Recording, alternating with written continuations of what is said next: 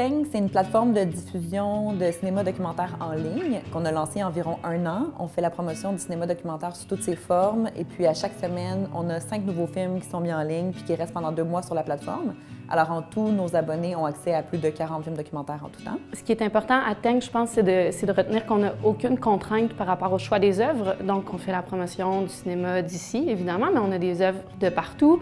Ils peuvent être de toutes les durées, donc on a autant des films de 3 minutes que des films de 3 heures. Et donc, la valeur ajoutée de Tank, un peu, finalement, c'est vraiment l'éditorialisation, puis de s'assurer qu'on travaille à la découvrabilité de ces œuvres-là en les présentant, puis en ayant des individus derrière qui vont les défendre, puis choisir les œuvres avec l'amour de ces œuvres-là. Naomi Descaridegno, co-directrice de Tank au Québec. Moi, c'est Florence Lamotte et je suis co-directrice à Tank au Québec.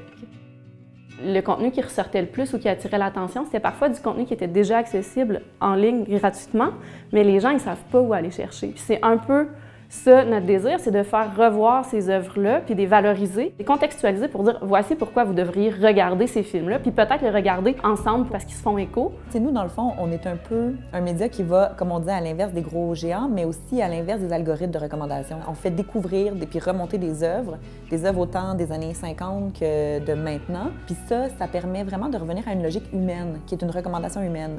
Genre, Pascal Ferland, qui est une cinéaste qu'on aime beaucoup, te propose tel film.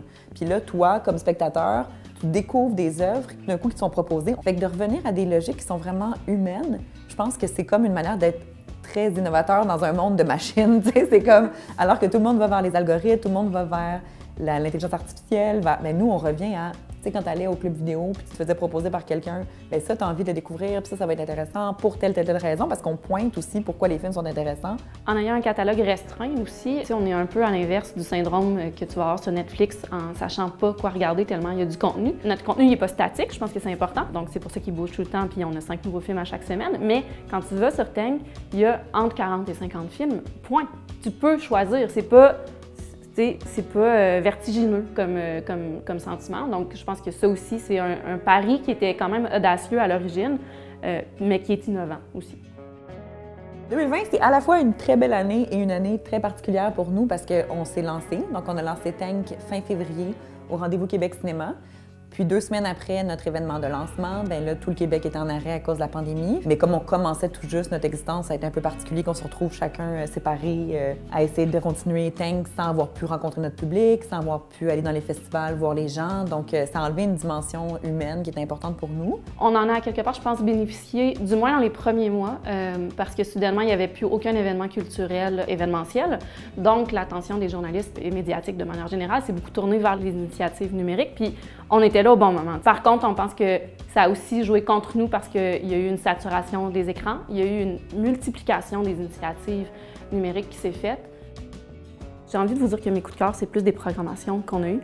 Puis je trouve que c'est là où se révèle vraiment la pertinence de Tank. Il y en a vraiment beaucoup, là, que ce soit Filmé au jet ou la programmation sur le FLQ, ou encore la plage Grand Entretien où on découvre des penseurs ou des philosophes auxquels on n'a pas accès.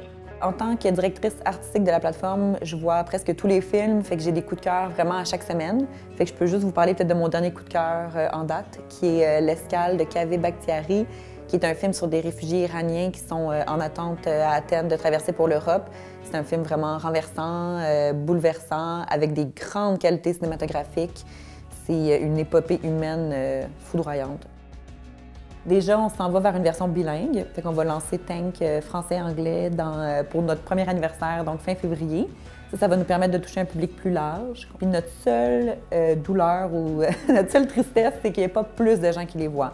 Fait qu'on veut vraiment essayer de toucher un plus grand nombre d'abonnés, de rentrer dans les écoles, dans les cégeps, dans les universités, d'aller toucher vraiment plus de gens, peut-être doubler, tripler notre nombre d'abonnés pour que ces magnifiques films-là soient plus vus, parce que notre vraie mission à Tank, c'est faire découvrir et faire rayonner le documentaire d'auteur au plus grand nombre, vraiment.